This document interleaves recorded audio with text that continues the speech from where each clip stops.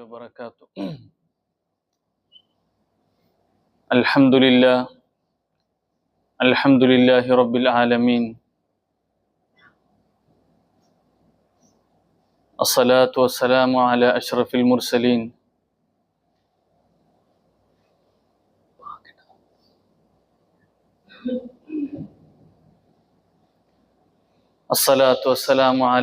المرسلين وعلى آله وصحبه وبارك وسلم. رب اشرح لي صدري ويسر لي أمري واحلل عقدة من لساني يفقهوا قولي وما توفيقي إلا بالله عليه توكلت وإليه أنيب. പ്രിയപ്പെട്ട സത്യവിശ്വാസികളായ സഹോദരങ്ങളെ, അല്ലാഹു സുബ്ഹാനഹു വ തആല നമ്മൾ ചെയ്ത മുഴുവൻ പാപങ്ങളും അള്ളാഹുവിന്റെ കരുണയാൽ നമുക്ക് മാപ്പാക്കി തരുമാറാകട്ടെ.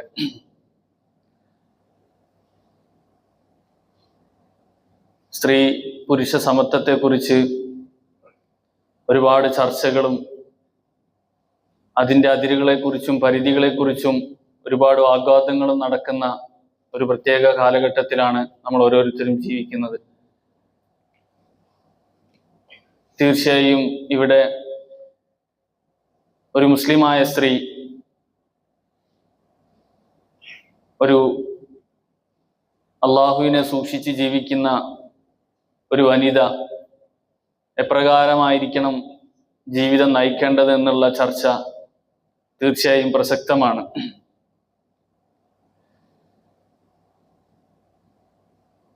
അള്ളാഹു സുബ്ഹാനഹു വ തആല ലോകത്തുള്ള മുഴുവൻ മനുഷ്യരുടെയും കാരുണ്യത്തിനു വേണ്ടി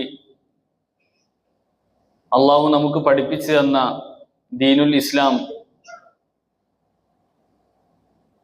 സ്ത്രീകളെ അങ്ങേയറ്റം ബഹുമാനിക്കുന്നുണ്ട്. സ്ത്രീകൾക്ക് എല്ലാ തരത്തിലുള്ള അവകാശങ്ങളും നൽകി. നബി സല്ലല്ലാഹു അലൈഹി വസല്ലം ആഗതനാകുന്ന സമയത്ത് സ്ത്രീകൾക്ക് ജീവിക്കാനുള്ള അവകാശം പോലും ഉണ്ടായിരുന്നില്ല. ആളുകൾ അന്ന് പെൺമക്കള് ജനിച്ചിട്ടുണ്ടെങ്കിൽ ഒരു അപമാനമായി കണക്കാക്കി പലപ്പോഴും ജീവനോടെ കുഴിച്ചു മൂടുമായിരുന്നു. നമ്മൾ പലപ്പോഴും പ്രാകൃത കാലഘട്ടത്തെക്കുറിച്ച് സംസാരിക്കുന്ന സമയത്ത് ഈ വിഷയങ്ങളൊക്കെ ചർച്ച ചെയ്യാറുണ്ട്. പക്ഷെ ഇത് ഇന്നും തീർന്നിട്ടില്ല. ഇന്നും ഒരാൾക്ക് പെൺകുട്ടി ജനിച്ചിട്ടുണ്ടെങ്കിൽ പലപ്പോഴും ആളുകളുടെ മുഖങ്ങൾ കറുക്കുന്നത് കാണാൻ പറ്റും. എത്രയോ ഹോസ്പിറ്റലുകളിൽ സ്ത്രീ പ്രസവിക്കുന്നതിന് മുമ്പ് തന്നെ സ്കാൻ ചെയ്ത് പെൺകുട്ടിയാണെന്ന് മനസ്സിലാക്കി ഭ്രൂണത്തിൽ വെച്ച് തന്നെ പെൺകുട്ടികളെ കൊല്ലുന്ന അവസ്ഥകൾ പലപ്പോഴും നമ്മൾ കേട്ടിട്ടുണ്ട്, നമ്മൾ നേരിട്ട് കണ്ടിട്ടുമുണ്ട്. ഇത് ഇന്നും അവസാനിച്ചിട്ടില്ല. എന്നാൽ ഇസ്ലാം അത് ഹറാമാക്കി. അത് ഏറ്റവും നികൃഷ്ടമായ ഒരു കാര്യമായിട്ട് വിശുദ്ധ ഖുർആനിൽ അല്ലാഹു സുബ്ഹാനഹു വ തആല അവതരിപ്പിച്ചു. സ്ത്രീകൾക്ക് ജീവിക്കാനുള്ള സ്വാതന്ത്ര്യം ആദ്യമായി നൽകിയത് ഇസ്ലാമാണ്. നമുക്കറിയാം, ഒരുപാട് ചരിത്രങ്ങൾ പരിശോധിച്ചാൽ മനസ്സിലാകും, പുരുഷൻ മരണപ്പെടുമ്പോൾ, ഭർത്താവ് മരണപ്പെടുമ്പോൾ അദ്ദേഹത്തെ കത്തിക്കുന്ന സമയത്ത് ആ ചിതയിൽ തന്നെ ചാടി മരിക്കണമെന്നുള്ള ചിന്താഗതികളൊക്കെ നമ്മുടെ നാടുകളിൽ ഉണ്ടായിരുന്നു. അതുപോലത്തെ സ്ത്രീകൾക്ക് അവകാശം, അവർക്ക് ജീവിക്കാനുള്ള അവകാശം പോലും ഇല്ലാത്ത ഒരുപാട് ചിന്താഗതികൾ ചരിത്രത്തിന്റെ താളുകളിൽ നമുക്ക് കാണാൻ പറ്റും. ആ സമയത്താണ് വിശുദ്ധ ഖുർആൻ ലോകത്തുള്ള മുഴുവൻ ജനങ്ങളോട് വിളിച്ചു പറയുന്നത്, ഇത് എന്നാൽ, അതായത് ചെറിയ കുഞ്ഞുങ്ങളെ കുഴിച്ചു മൂടുക എന്നാൽ അത് കൊലപാതകമാണ്. ഒരാൾ സ്വന്തം മക്കളെ കൊന്നാൽ എങ്ങനെയിരിക്കും? വഇദൽ മൗഊദത്തു സുഇലത്, ആ കൊല്ലപ്പെട്ട മക്കള് അവര് നാളെ ആഖിറത്തിൽ തീർച്ചയായിട്ടും ആ കൊന്നവരെ പിടികൂടുക തന്നെ ചെയ്യുമെന്ന് വിശുദ്ധ ഖുർആനിൽ കൂടി അല്ലാഹു സുബ്ഹാനഹു വ തആല പറയുന്നുണ്ട്. ഏതെങ്കിലും ഒരു മനുഷ്യൻ രണ്ട് പെൺമക്കളെ നല്ല രീതിയിൽ വളർത്തി അവർക്ക് വേണ്ട എല്ലാ സൗകര്യങ്ങളും ചെയ്തു കൊടുത്ത് അവരെ വിവാഹം കഴിപ്പിച്ചിട്ടുണ്ടെങ്കിൽ അവൻ സ്വർഗത്തിലാണെന്ന് നബി സല്ലല്ലാഹു അലൈഹി വസല്ലം പറഞ്ഞു. ആദ്യ നബി തങ്ങൾ 3 പെണ്ണുങ്ങളെ കുറിച്ചിട്ടാണ് പറഞ്ഞത്. അപ്പൊ ഒരു സഹാബി എഴുന്നേറ്റ് ചോദിച്ചു, 2 പെൺകുട്ടികളുള്ള ആൾക്കാരുടെ അവസ്ഥ എന്താണ്? അപ്പൊ നബി തങ്ങൾ പറഞ്ഞു, 2 പെൺകുട്ടികളെ ആണെങ്കിലും അവൻ നല്ല രീതിയിൽ വളർത്തി അവരെ വിവാഹം ചെയ്യിപ്പിച്ച് നല്ല രീതിയിൽ എല്ലാ കാര്യങ്ങളും ചെയ്തു കൊടുത്തിട്ടുണ്ടെങ്കിൽ അവൻ സ്വർഗത്തിലാണ്. നബി സല്ലല്ലാഹു അലൈഹി വസല്ലം പറഞ്ഞു, ഞാനും അയാളും ഒരുമിച്ചായിരിക്കുമെന്ന് പോലും നബി സല്ലല്ലാഹു അലൈഹി വസല്ലം പറഞ്ഞു. ജീവിക്കാനുള്ള അവകാശം ആദ്യമായി നൽകിയത് യഥാർത്ഥത്തിൽ ഇസ്ലാമാണ്. ജീവിക്കാനുള്ള അവകാശം. അതുപോലെ തന്നെ സ്വത്തവകാശം, ലിരിജാലി നസീബും മിമ്മക്തസബു വലിനിസാഇ നസീബും മിമ്മക്തസബ്ന എന്ന് വിശുദ്ധ ഖുർആൻ പറഞ്ഞു. ഒരു പുരുഷൻ സമ്പാദിച്ചിട്ടുണ്ടെങ്കിൽ അത് അവനുള്ളതാണ്, സ്ത്രീ സമ്പാദിച്ചിട്ടുണ്ടെങ്കിൽ അത് അവൾക്കുള്ളതാണ്. അവളുടെ സ്വത്ത് അപഹരിച്ചെടുക്കാൻ ഒരു പുരുഷനും അവകാശമില്ല എന്ന് വിശുദ്ധ ഖുർആൻ ഉണർത്തുകയാണ്. അതുപോലെ തന്നെ അനന്തരാവകാശ സ്വത്ത് അത് നൽകിയത് ഇസ്ലാമാണ്. സ്ത്രീക്ക് ഒരാൾ മരണപ്പെട്ടു കഴിഞ്ഞാൽ അയാളുടെ സ്വത്ത് അത് സ്ത്രീകൾക്കുമുണ്ട്. അനന്തരാവകാശമായി അവൾക്ക് സ്വത്ത് ലഭിക്കുമെന്ന് ലോകത്തിന് പഠിപ്പിച്ചു കൊടുത്തത് ഇസ്ലാമാണ്. പഠിക്കാനുള്ള അവകാശം, പഠിപ്പിക്കാനുള്ള അവകാശമെല്ലാം സ്ത്രീകൾക്ക് വകവെച്ചു കൊടുത്തത് ഇസ്ലാമാണ്. ഇങ്ങനെ ഒരുപാട് കാര്യങ്ങൾ നമുക്ക് സ്ത്രീകളുമായി ബന്ധപ്പെട്ട് ഇസ്ലാമിന്റെ സ്രോതസ്സുകളിൽ നമുക്ക് കാണാൻ പറ്റും. വിശുദ്ധ ഖുർആനിലും ഹദീസിലുമായിട്ട് ഒരുപാട് കാര്യങ്ങൾ നമുക്ക് കാണാൻ പറ്റും, ഒരുപാട് മാതൃകകൾ കാണാൻ പറ്റും. പലപ്പോഴും നമ്മൾ ഇതിനെക്കുറിച്ചൊന്നും മനസ്സിലാക്കുന്നില്ല. നമ്മൾ പലപ്പോഴും വലിയ തെറ്റിദ്ധാരണയിലാണ് എന്നുള്ളതാണ് യാഥാർത്ഥ്യം. ഒരുപാട് സ്ത്രീരത്നങ്ങൾ ഇസ്ലാമിന്റെ ചരിത്രത്തിൽ കൂടി ജീവിച്ചു പോയിട്ടുണ്ട്. അവരെ കുറിച്ച് നമ്മൾ പഠിക്കണം. വിശുദ്ധ ഖുർആനിൽ തന്നെ അള്ളാഹു സുബ്ഹാനഹു വ തആല സ്വർഗവാസികളായി പരിചയപ്പെടുത്തുന്നത് തന്നെ 2 സ്ത്രീകളെ കുറിച്ചിട്ടാണ്. ഒന്ന് ഫിർഔനിന്റെ ഭാര്യയും അതുപോലെ തന്നെ ഒരു പ്രവാചകന്റെ ഭാര്യയും, അതുപോലെ തന്നെ മറിയം ബീവി അലൈഹിസ്സലാം. ഇവരെ കുറിച്ചിട്ടൊക്കെയാണ് സ്വർഗസ്ഥയായ സ്ത്രീകൾ എന്ന് വിശേഷിപ്പിക്കുകയാണ്. സ്വർഗസ്ഥയായ മനുഷ്യന്മാരെന്ന് തന്നെ അള്ളാഹു താല വിശേഷിപ്പിക്കുന്നത് ചില സ്ത്രീകളെ കുറിച്ചിട്ടാണ്. ഇവിടെ സമത്വത്തെ കുറിച്ചിട്ടുള്ള ഒരു ചർച്ചയേ ഇല്ല. സമത്വം തന്നെയാണ്. സ്ത്രീകളും പുരുഷന്മാരും അള്ളാഹുവിന്റെ മുമ്പിൽ ഒരുപോലെ തന്നെയാണ്, ഒരു വ്യത്യാസവും ഇല്ല. ആരാണോ അള്ളാഹുവിനെ ഇഖ്ലാസോടുകൂടി അള്ളാഹുവിനെ ഇബാദത്ത് ചെയ്യുന്നത്, അള്ളാഹുവിനെ പേടിച്ച് ജീവിക്കുന്നത്, അവർക്കേ സ്വർഗം കിട്ടുകയുള്ളൂ. അത് സ്ത്രീ ആണെങ്കിലും പുരുഷനാണെങ്കിലും. ആരെങ്കിലും മറ്റൊരാളെ കുറിച്ച് കുറ്റം പറഞ്ഞിട്ടുണ്ടെങ്കിൽ അത് പുരുഷനാണെങ്കിലും അയാൾക്ക് കുറ്റം കിട്ടും, സ്ത്രീ ആണെങ്കിലും കുറ്റം കിട്ടും. മറിച്ച് അള്ളാഹുവിനോട് ആരെങ്കിലും ഇഖ്ലാസോടുകൂടി ആത്മാർത്ഥതയോടുകൂടി ഇബാദത്ത് ചെയ്തിട്ടുണ്ടെങ്കിൽ എല്ലാവർക്കും അള്ളാഹു സുബ്ഹാനഹു വ തആല കൊടുക്കാൻ പോകുന്നത് ഒരേ സ്വർഗമാണെന്നാണ് ദീനുൽ ഇസ്ലാം നമ്മളെ പഠിപ്പിച്ചത്. അവിടെ വ്യത്യാസമില്ല. സ്ത്രീകൾക്ക് അള്ളാഹു സുബ്ഹാനഹു വ തആല ചില ഇളവുകൾ നൽകിയിട്ടുണ്ട്. അതൊരിക്കലും നമ്മൾ സ്വാതന്ത്ര്യമല്ലാതായിട്ട് കാണാൻ പാടില്ല. അവർക്ക് ചില സമയങ്ങളിൽ നിസ്കരിക്കേണ്ട, ചില സമയങ്ങളിൽ അവർക്ക് നോമ്പ് നോൽക്കാതെ മറ്റൊരു സമയത്ത് നോറ്റാൽ മതി, അങ്ങനെ അവർക്ക് ജമാഅത്തായിട്ട് പള്ളിയിൽ വരൽ നിർബന്ധമില്ല. ഇങ്ങനെ ഒരുപാട് ഇളവുകൾ അള്ളാഹു സുബ്ഹാനഹു വ തആല നൽകിയിട്ടുണ്ട്. അത് അവരുടെ സംരക്ഷണത്തിന് വേണ്ടിയിട്ടാണ് നൽകിയത് എന്ന് മാത്രമല്ല, സ്ത്രീക്ക് ഒരിക്കലും കുടുംബത്തിന്റെ ഉത്തരവാദിത്തമില്ല. എന്നാൽ പുരുഷൻ അങ്ങനെയല്ല. സ്ത്രീക്ക് ഒരു കുടുംബത്തിന് സമ്പാദിച്ചു കൊടുക്കൽ നിർബന്ധമില്ല. സമ്പാദിക്കൽ തെറ്റാണെന്നല്ല, സമ്പാദിച്ചു കൊടുക്കൽ നിർബന്ധമില്ല. എന്നാൽ ഒരു പുരുഷൻ നിർബന്ധമാണ്. ഒരു പുരുഷനെ സംബന്ധിച്ചിടത്തോളം അവന്റെ പെങ്ങള്, അവന്റെ ഉമ്മ, അവന്റെ ഭാര്യ, അവന്റെ പെൺമക്കൾ, ഈ 4 ആളുകൾക്ക് വേണ്ടിയിട്ടുള്ള ചെലവ് കൊടുക്കൽ നിർബന്ധമാണ്. ആരോഗ്യമുള്ള കഴിവുള്ള ഒരു പുരുഷൻ പണിയെടുക്കാതെ ജോലിയെടുക്കാതെ വീട്ടിലിരിക്കുക എന്നുള്ളത് ഇസ്ലാമിനെ സംബന്ധിച്ചിടത്തോളം തെറ്റായ കാര്യമാണ്. അവൻ ജോലിക്ക് പോകണം, അവൻ സമ്പാദിച്ച് അവന്റെ കുടുംബത്തെ പോറ്റണം. എന്നാൽ വീട്ടിലുള്ള ഒരു പെണ്ണിനെ സംബന്ധിച്ചിടത്തോളം, ഒരു സ്ത്രീയെ സംബന്ധിച്ചിടത്തോളം അവൾക്ക് സമ്പാദിച്ച് വീട്ടുകാരെ പോറ്റൽ നിർബന്ധമില്ല. അവൾ വീടിന്റെ തർബിയത്ത് നോക്കണം, വീട്ടിന്റെ കാര്യം നോക്കണം. ഒരു നല്ല സമൂഹം ഒരു രാജ്യത്ത്, ഒരു പ്രദേശത്ത് ഉണ്ടാകണമെങ്കിൽ അവിടെ നല്ല കുടുംബാന്തരീക്ഷം ഉണ്ടാകണം. ഒരു നല്ല മനുഷ്യൻ തീർച്ചയായിട്ടും പിറവിയെടുക്കുന്നത് ഒരു നല്ല വീട്ടിൽ നിന്നാണ്.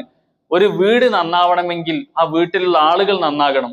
ആ വീട്ടിലുള്ള ആളുകൾ ഏറ്റവും കൂടുതൽ ആ വീട്ടിൽ ആരാണോ സമയം ചെലവഴിക്കുന്നത് അവര് നന്നാകുമ്പോൾ ആ വീട്ടിൽ ജനിച്ചു വളരുന്ന മക്കൾക്ക് അതിൻ്റെതായ ഗുണങ്ങൾ ഉണ്ടാകും. അതൊരുപാട് ചരിത്രങ്ങളിൽ കൂടി നമുക്ക് കാണാൻ പറ്റും.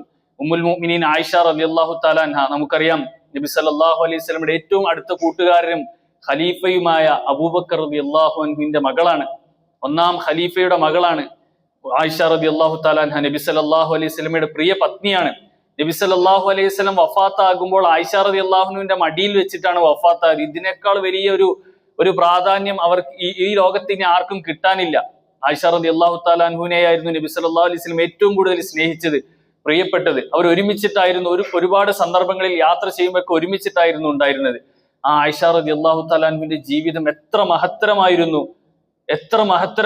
അവര് 2000-ഓളം ഹദീസുകൾ മനഃപ്പാടമാക്കിയിട്ട് ജനങ്ങൾക്ക് പഠിപ്പിച്ചു കൊടുത്തു.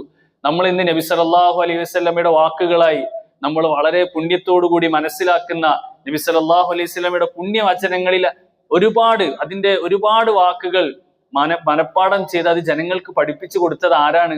ആയിഷ റളിയല്ലാഹു തആല അൻഹയാണ്.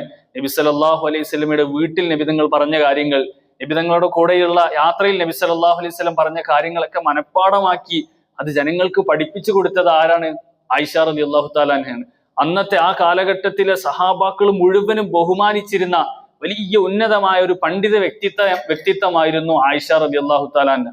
ഒരു വനിത, ഒരു സ്ത്രീ എത്രത്തോളം സമൂഹത്തിന് നന്മ ചെയ്യണം, എത്രത്തോളം വലിയ മാതൃകയാകണമെന്ന് നമുക്ക് മനസ്സിലാക്കണമെങ്കിൽ അത് ആയിഷ റളിയല്ലാഹു അൻഹയുടെ ചരിത്രം നമ്മൾ പഠിച്ചാൽ മതി. ഇതുപോലെ ഒരുപാട് സ്ത്രീരത്നങ്ങളുടെ സംഭവങ്ങൾ നമുക്ക് കാണാൻ പറ്റും. അവരുടെ ജീവിതത്തിന്റെ ലക്ഷ്യം, ഉദ്ദേശം അവർ മനസ്സിലാക്കി അള്ളാഹുവിന്റെ ദീന് പുൽകാൻ വേണ്ടി അവർ തയ്യാറായപ്പോൾ അവർ സമൂഹത്തിൽ ഏറ്റവും ഉന്നത നിലയിലെത്തി. അവർക്ക് സമൂഹത്തിൽ പ്രസിദ്ധി കിട്ടാൻ വേണ്ടിയിട്ട് ആരുടെയെങ്കിലും മുമ്പിൽ വസ്ത്രം അഴിക്കേണ്ടി വന്നിട്ടില്ല, അല്ലെങ്കിൽ സ്വന്തം നാണം ആരുടെയും മുമ്പിൽ പണയം വെക്കേണ്ട ഒരു അവസ്ഥ അവർക്ക് വന്നിട്ടില്ല.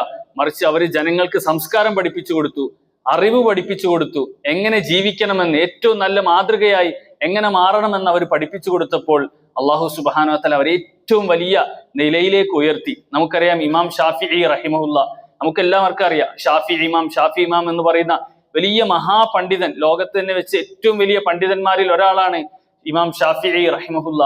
അദ്ദേഹം ഏകദേശം 10 ലക്ഷത്തോളം ഹദീസുകൾ അദ്ദേഹം കാണാതെ പഠിച്ചിട്ടുണ്ട്.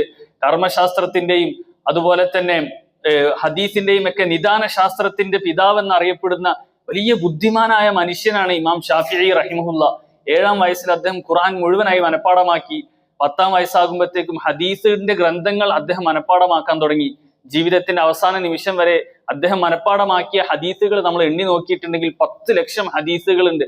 ഒരിക്കലും വളരെ വിരളമായ ആളുകൾക്ക് ഇത്രയും വലിയ ഓർമ്മശക്തി കിട്ടുകയുള്ളൂ. അദ്ദേഹത്തിന്റെ ചരിത്രം നമ്മൾ പഠിച്ചാൽ നമുക്ക് കാണാൻ പറ്റും. അദ്ദേഹത്തെ അങ്ങനെ ആക്കിയെടുത്തത് അദ്ദേഹത്തിന് ഉമ്മയാണ്. സ്ത്രീകൾക്ക് തീർച്ചയായും സമൂഹത്തെ വളർത്തുന്ന ഒരു വലിയ റോളുണ്ട്. അദ്ദേഹത്തിന് വീട്ടിൽ നിന്നും കിട്ടിയ ആ ഒരു തർബിയത്ത്, ആ ഒരു പരിചരണമാണ് അദ്ദേഹത്തെ ഇത്രയും വലിയ നിലയിൽ എത്തിച്ചത്. അദ്ദേഹത്തിന്റെ ഉമ്മ അള്ളാഹുവിനോട് ദുആ ചെയ്യുന്ന സ്ത്രീ ആയിരുന്നു. കരഞ്ഞ് അദ്ദേഹം അവരുടെ രാത്രികൾ അവർ അള്ളാഹുവിന്റെ മുമ്പിൽ ചെലവഴിച്ചു.